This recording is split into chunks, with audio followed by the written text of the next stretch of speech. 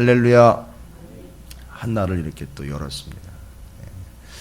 제가 기도하면서도 고백을 했지만 여러분이 제 앞에 나오신 게 아니라 하나님 앞에 직접 나오신 거 아니겠습니까? 이게 또 기도 가운데 고백했지만 그 이스라엘의 제사장들은 반드시 매일매일 향, 등불, 떡 이걸 관리를 해야 됐잖아요. 그래서 성막으로 들어갔단 말이죠. 그래서 성소로 들어가서 그거를 관리를 했습니다. 근데 아무나 들어갈 수 없었잖아요. 그죠? 내가 아무리 열심히 하나님을 믿는다 그래도 유대인 중에 평범한 사람은 지성소도 아니고요. 지성소도 아니고 성소. 여러분 성막의 구조를 그냥 어느 정도는 아시잖아요. 성막 안에 제단, 물두멍, 제단, 성소, 지성소 이렇게 들어가게 되잖아요. 그죠? 문을 통해서. 그런데 아무리 하나님 옆에 진짜 그 떡이며 또 향이며 등 이런 것들을 아무나 들어가 가지고 관리하는 것도요. 그거 관리하는 것도 아무나 들어갈 수가 없잖아요. 심지어 지성소가 아닌 언약궤가 있는 지성소가 아닌 성소로 들어가는 것도 아무나 못 들어가는 거 아니에요? 그건 담당한 제사장들만 들어갔단 말이죠. 그죠? 아무리 내가 얘기를 듣고 아무리 훈련을 받고 아무리 예전에 하나님이 어떻게 역사하셨는지 언약궤 얘기를 들었어도 그리고 그 성소 안에 떡상 또 등대 또 분향단이 있다래도 그거 내가 직접 보고 싶어도 아무나 못 들어가는 거예요. 거긴 누구만 들어갑니까? 제사장들만 들어가는 거예요. 그 아침마다 시간 정해질 때마다 매일매일 들어가서 그걸 관리해야 되고 또 그걸 관리하면서 본인은 은혜를 받는 거거든요. 제사장들은. 얼마나 좀 귀중한 직분이에요. 그죠? 그러니까 들어갈 수 있다라는 것만 해도 생각을 해보십시오. 성막까지만 가요. 가가지고 제단 앞에서 제물 잡는 것만 같이 해요. 성도들은요. 그 안은 못 들어가는 거예요. 함부로 들어갈 수 없어요. 그러니까 막아놨어요. 아예. 그러니까 하나님의 임재가 워낙 강력하기 때문에 감당이 안 되는 거예요. 그냥 일반 사람들은요. 그러니까 들어갈 수 없었던 거죠.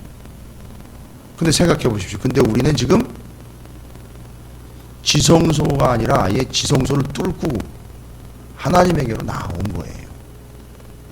그 당시에는 아무나 그렇게 갈 수도 지성소뿐만 아니라 성소까지조차도 아무도 들어갈 수 없는데 우리는 아예 하나님께로 그냥 아예 뚫고 나온 거예요. 여러분 이게 얼마나 큰 은혜일까요? 그래서 하나님 앞으로 나왔고 하나님께 직접 구할 수 있게 되었고 하나님의 임재 앞에서 우리는 설 수 있게 됐단 말이죠. 자, 이런 걸 쭉 돌아보니까 이게 어떻게 해서 이게 가능하게 됐는가?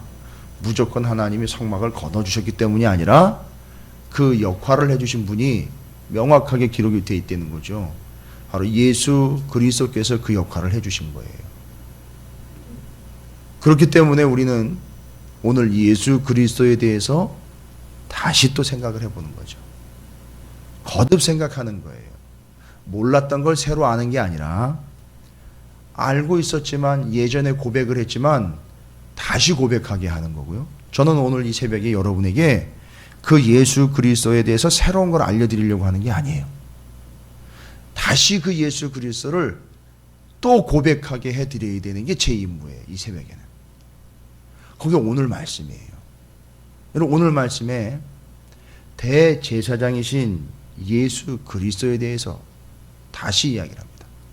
물론 히브리서를 기록한 이 사도는 유대인들에게 예수 그리스도가 어떤 분인지를 설명하기 위해서 그들이 가지고 있는 개념을 다시 설명을 하면서 그래서 예수가 이런 분이로구나라는 걸 본인들이 알고 있는 유대적인 성경의 모든 관점들과 성경적인 배경과 지식들을 총동원을 해서 이분이 예수님이 바로 여러분이 이미 알고 있고 이해하고 있는 구약성경에 그렇게 이야기했던 그분입니다 라는 걸 연결을 하려고 지금 이해를 시키는 거거든요.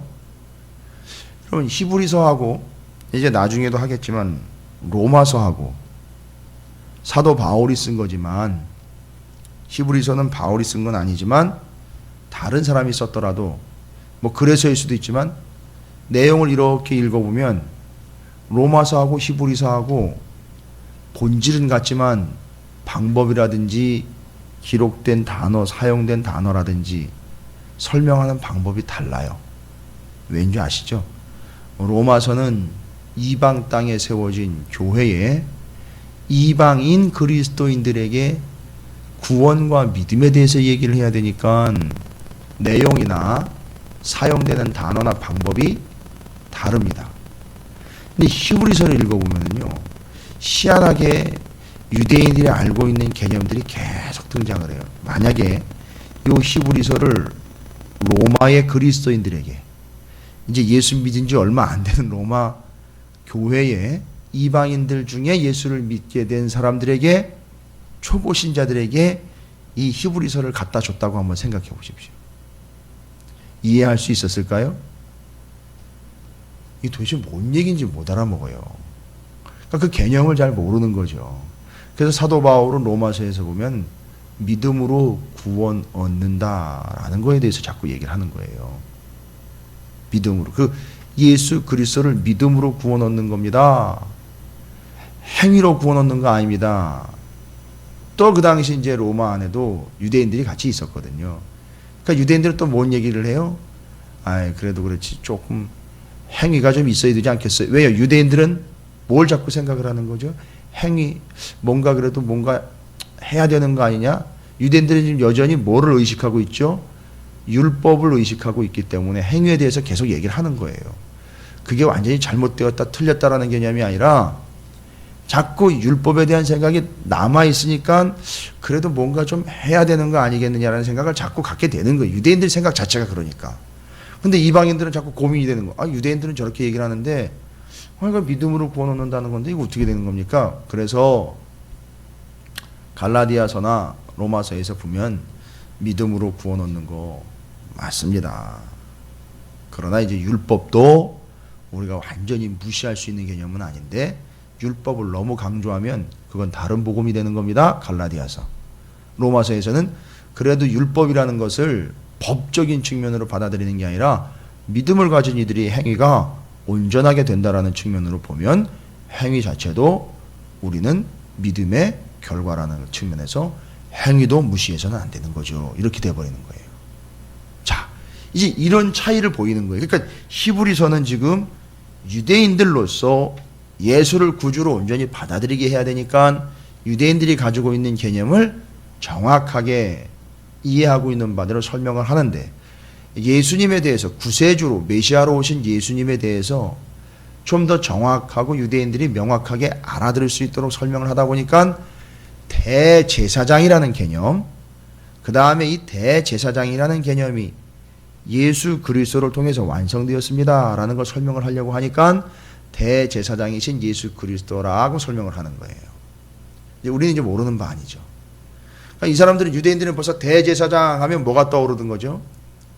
대제사장 하면 대제사장과 관련된 주변 것들이 다 떠오르는 거예요. 그죠? 대속죄일, 속죄의 제물, 대속죄일에 이제 안수하고 광야로 내보낼 아사셀 염소, 그렇죠? 뭐 오제사 7절기 다 나오는 거예요. 이 사람들은 다 알고 있으니까 막 다 정리가 되는 거죠.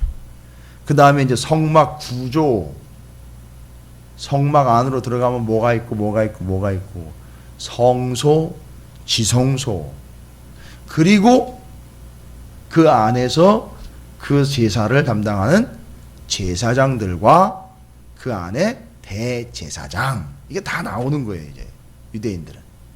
근데 거기서 누구와 누구를 연결하고 있다고요? 그 대속죄일에 혼자만 들어갈 수 있는 대제사장이 예수 그리스도라는 걸 연결을 자꾸 시켜주는 거예요. 그러면 이제 온 민족의 죄를 대속죄일 날 대제사장이 속죄하고 아사셀 염소를 광야로 보낸 그 아사셀이 바로 십자가를 지고 영문 밖으로 나아간 예수 그리스도라는 걸로 연결을 하고, 그리고 그 하나님 앞에 혼자만 들어갈 수 있게 허락을 받은 대제사장이 곧 누구라는 거죠? 예수 그리스도라는. 그러니까 예수 그리스도는 뭐와 뭐를 다 자기가 안고 있는 거죠. 대제사장의 개념과 아사셀 염소인 제물의 개념을 다 담고 있는 거예요. 그럼 생각해 보십시오. 그리고 이 성전 무너뜨려라, 내가 3일 만에 지을 것이다라는 성전이라는 개념을 또 완성을 하셨죠. 그러니까 예수님은 아예 세 가지를 다 당신이 3종 세트로 그냥 다 성취를 해버렸죠. 대제사장, 제물, 성전. 그럼 생각해 보십시오. 세 개가 다 예수님이 성취한 거니까 쉽게 얘기하면 예전에 그 성전, 성막, 그 제사장의 직분, 다시 여러 마리로 끌고 와야 될 제물들, 이제는 다 어떻게 되는 거죠? 필요가 없게 되는 거죠. 누구만 있으면 되는 거죠? 예수 그리스도만 있으면 되는 거예요. 여러분, 이런 유대적이고 성전적이며 성막적이며 제물적인 것들이 다 누구를 통해서 완성이 된 겁니까? 예수 그리스도를 통해서 완성이 됐으니까, 그래서 거기서 이 말이 나오는 게, 주님 한 분이면 충분합니다, 이런 거예요. 괜히 내 마음에 뿌듯하니까 예수님만 믿으면 되지, 이 개념이 아니에요. 단순히 그냥 다 완성이 된 거예요. 성전, 대제사장, 제물, 이건 대속죄일 날 반드시 필요한 거예요. 이게 온 이 유대인들의 민족의 죄를 사함받기 위해서는. 그런데 그걸 다 감당하고 완성해낸 분이 예수 그리스도로 오신 거니까 예수님 한 분이면 충분한 거예요. 정리가 되셨죠?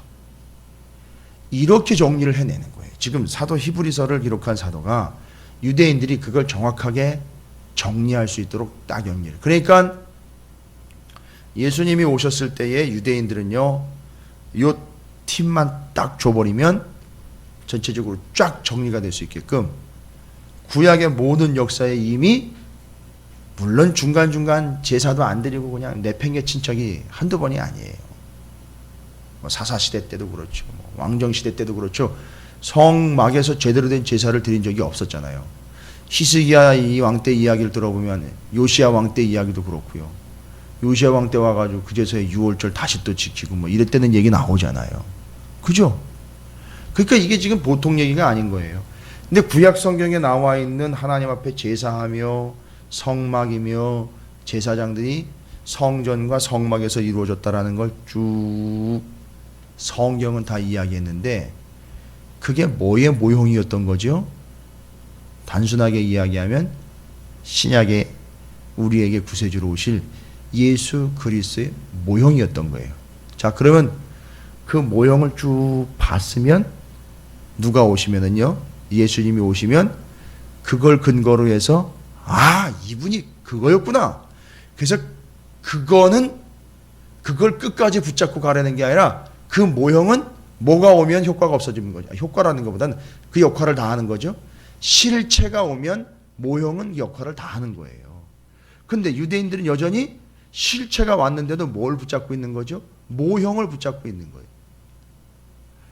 아이 시절에는 물론 모형을 가지고 놀아요. 근데 어른이 돼서는 그 모형을 가지고 놀던 그 아이가 실체를 타고 놀아요. 차를요. 자동차 장난감을 놀던 수준이 아니에요. 이제 아예 자동차를 타고 다니는 수준이, 누리는 게 되는 거죠. 이게 예수 그리스도가 우리에게 주는 의미입니다. 자, 제가 왜 이런 설명을 드리느냐 하면, 잘 보십시오. 우리가 이제 주일날 창세기 끝났어요. 이제 출애굽기 들어가면은요, 창세기에서 이미 여러분이 기독교 기본 진리를 다 터득을 하셨기 때문에 이제는 예사롭지 않은 개념들을 다 이제 여러분들은 한 번씩 정리하고 넘어가는 거예요. 출애굽할 때의 유월절, 이게 다 누구랑 연결되는 겁니까? 유월절 어린 양 예수 그리스도. 이게 다 연결이 돼요. 그게 결국 기독교의 기본 진리로 다 연결이 되는 겁니다. 이제는 이제 구체적으로 이제 하나님이 구원에 대한 전제들을 보여주시는 거예요. 출애굽, 구원, 위하여 장자. 위하여 대신 어린 양. 그것이 신약 예수 그리스도. 이렇게 가는 거예요. 계속 이제. 여러분이 이제 이런 생각을 강박관념이 아니라 아예 이 틀을 가지고 성경을 계속 보셔야 되는 거예요. 그리고 이 세상을 그런 관점으로 보셔야 되는 거예요. 그게 거기 성경에 나와 있는 틀이에요.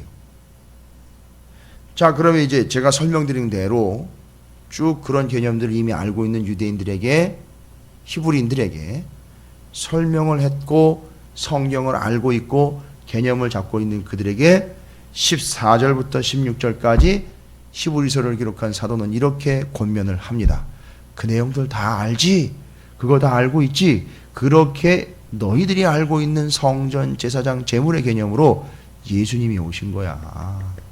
거기에 대고 이제 얘기하는 거예요. 그러므로 14절에 그러므로 우리에게 큰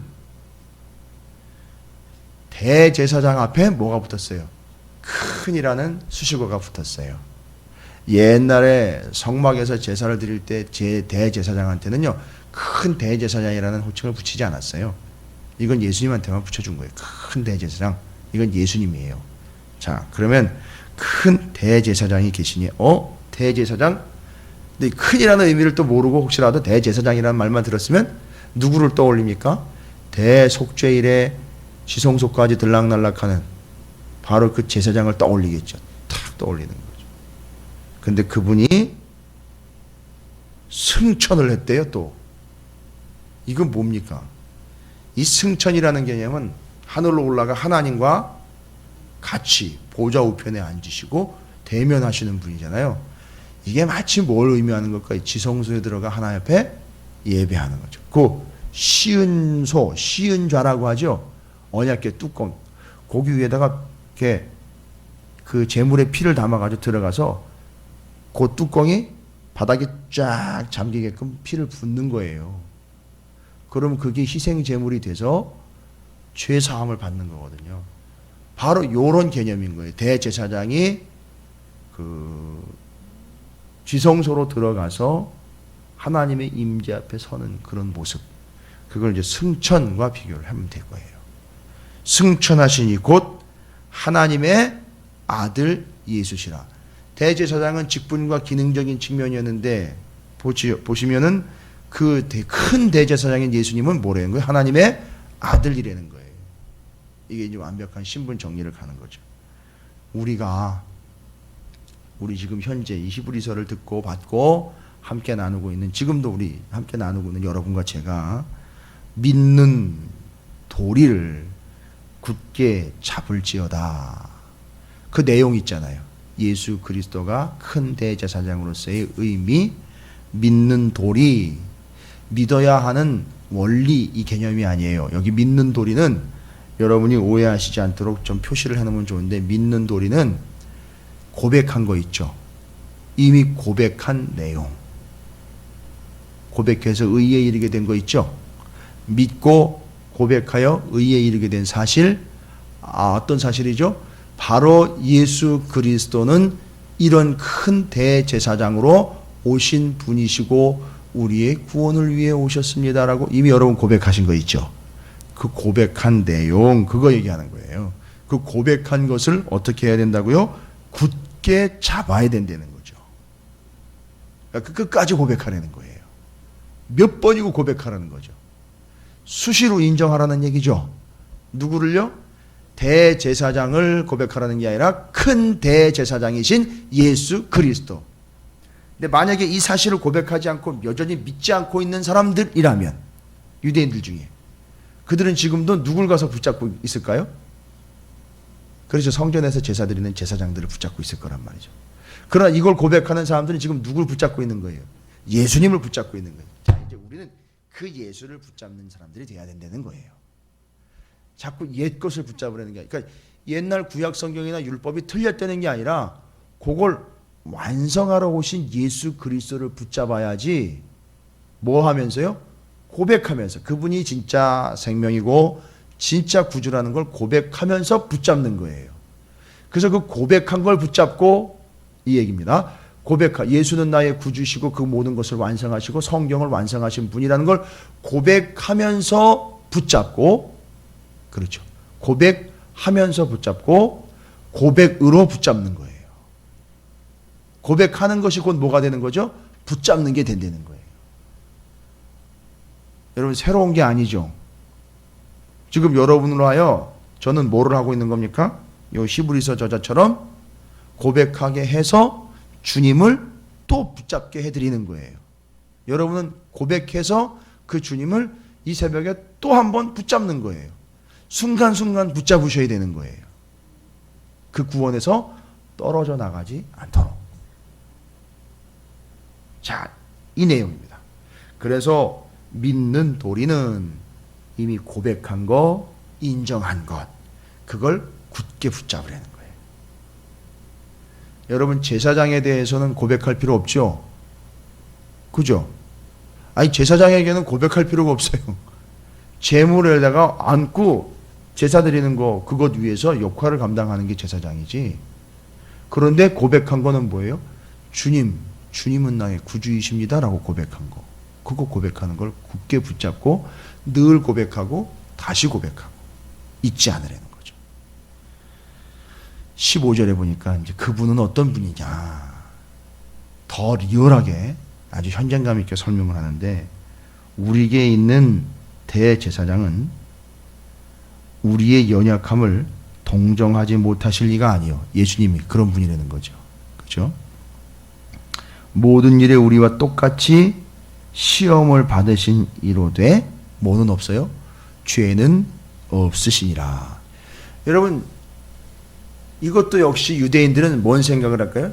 제사장과 대제사장을 생각을 해요. 이제 현실적으로, 기능적으로 성전과 성막에서 역할을 감당했던 유대인의 대제사장과 제사장을 설명을 하면 여러분 기억나실 거예요. 레위기나 제사 드리는 법을 떠올리시면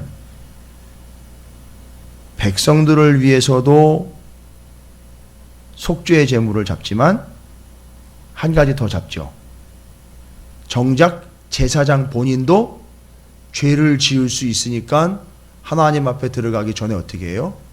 자기를 위해서 제사장을 위해서도 제물을 잡아요. 왜냐면 본인도 사람 아니에요.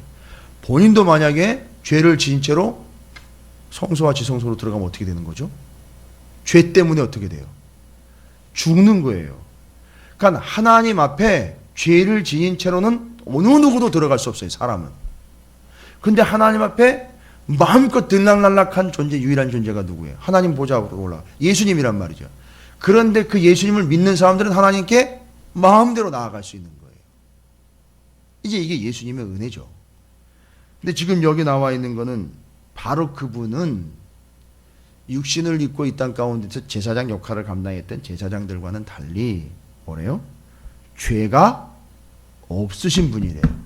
반대로 성막과 성전에서 역할을 감당했던 제사장들은 자신들이 육신이기 때문에 자신들조차도 죄를 지을 수 있어 그들을 위해서도 제사를 드리고 성도들을 위해서, 백성들을 위해서 제물을 바치는 역할을 감당할 수밖에 없는 연약한 존재들이었다는 거죠. 그러나 주님은 죄가 없으신 분, 이렇게 정리가 된 거예요. 그래서 그 제사장들하고 예수님하고 지금 비교한 거예요. 그러니까 온전한 분이라는 거예요. 그걸 다시 또 고백하게 하고 집중하게 합니다. 16절에 또 얘기합니다. 그러므로 이제 이런 것들을 아셨습니까? 예, 예수님이 이런 분입니다. 여러분이 알고 있는 대제사장과 제사장의 개념들, 성전, 성막, 제사 이런 것들 다 연결을 해서 예수님이 어떤 분이라는 거 정리가 됐죠? 알겠죠? 믿으시겠죠? 고백하셔야죠. 그럼 고백한 걸 끝까지 붙잡고 가야 되는 겁니다. 이야기하면서 16절, 그러므로 우리는 긍휼하심을 받고, 그렇죠, 불쌍히 여김을 받고. 왜요? 왜 우리가 긍휼히 여겨야 됩니까? 왜 긍휼히 여김을 받아야 돼요? 죄인이니까. 이건 죄인 채로 내버려 두면은요, 이건 도무지가 뭐 하나님 앞에 나아간다든지 뭘 할 수가 없어요. 그러니까 꼼짝 달싹을 할 수가 없어요, 이 죄인은. 그렇잖아요. 그런데 대제사장이신 예수 그리스도가 오셔가지고 이놈의 꼼짝 달싹을 할 수 없는 죄인을 한 방에 해결해 버렸단 말이에요. 우리는 긍휼하심을 받고 때를 따라 돕는 은혜를 얻기 위하여, 돕는 은혜. 그래서 저도 이것들을 어떻게 생각하는데, 제사장이요, 죄를 가지고 씨름하다가 그 죄의 용서를 받기 위해서 제물을 가지고 오잖아요. 오면 물론 제물을 드리는 사람도요, 제물 잡는데 같이 해요. 자기가 일정 부분 잡아야 돼요 또. 그러면 그 옆에서 그걸 도와주는 이가 바로 제사장이에요. 그런데 우리의 구원을 위해서 오늘날 우리를 온전히 돕는 제사장의 역할을 감당하는 분이 바로 예수 그리스도란 말이에요. 그러니까 이제 우리는 은혜의 보좌 앞에 담대히 나아갈 것이니라. 이 은혜의 보좌가 뭐냐면 예수 그리스도 때문에 형성된 하나님 앞에 나아갈 수 있는 거예요. 이제 우리는 다른 거 없습니다. 두 가지만 기억하시면 돼요. 뭐요? 우리가 고백한 믿는 돌이 있죠? 그걸 어떻게 하래요? 굳게 잡으려는 거예요. 이게 첫 번째.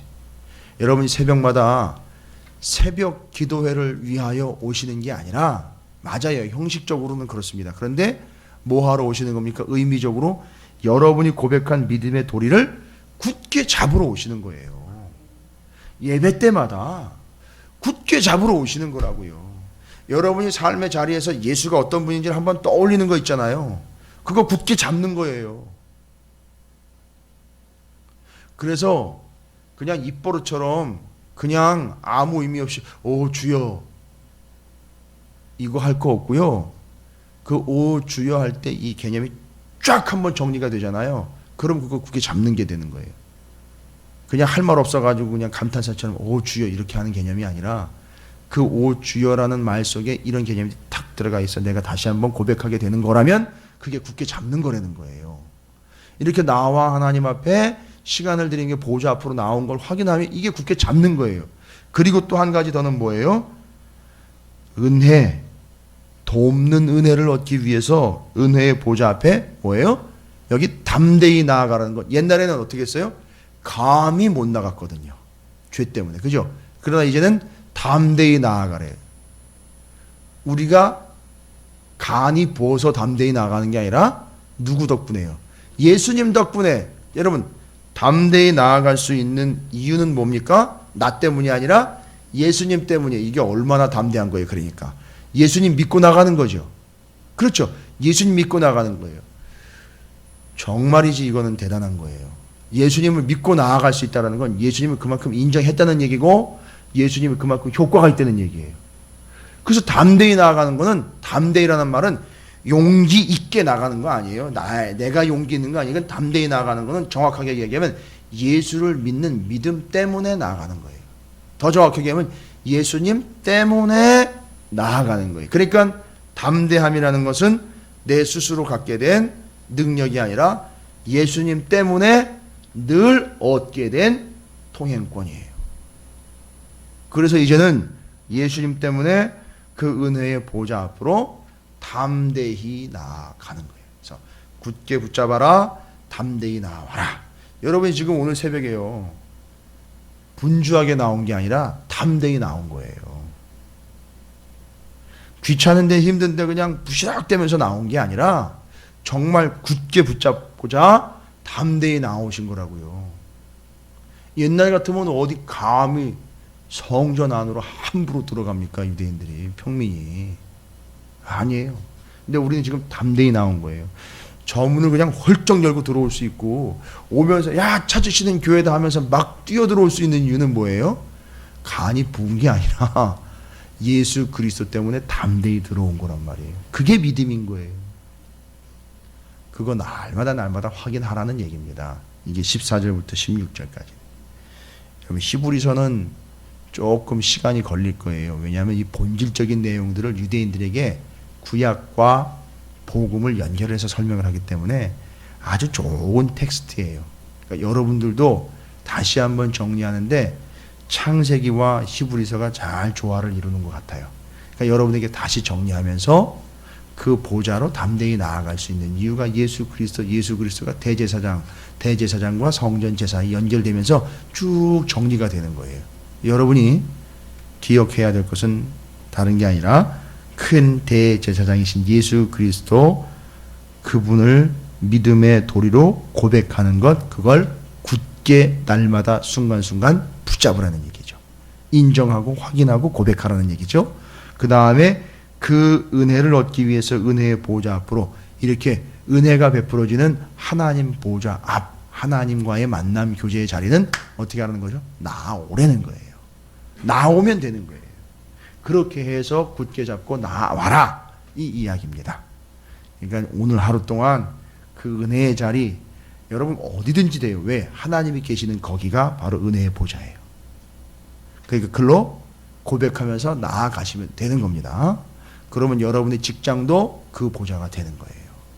가정이 그게 되는 거예요.